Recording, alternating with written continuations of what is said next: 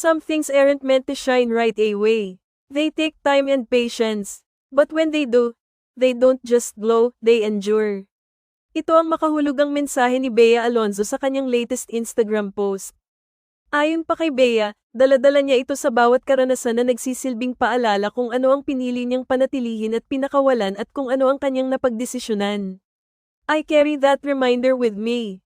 Through layers, through experience, in every quiet kind of strength.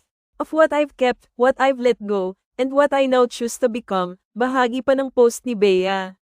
Sa larawang kanyang ibinahagi, makikita namang glow ang si Bea at mukha namang masaya at kontento sa tinatakbo ng kanyang buhay at posibleng love life. Magugunitang laman ng social media ang pinaniniwala ang bagong boyfriend ni Bea Alonzo, ang president ng Pure Gold Prize Incorporation na si Vincent Co.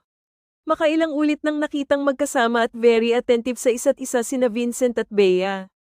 Pinakahuli ay naispatan pa silang magkasama sa airport palabas ng bansa. Ano ang sa inyo sa balitang ito?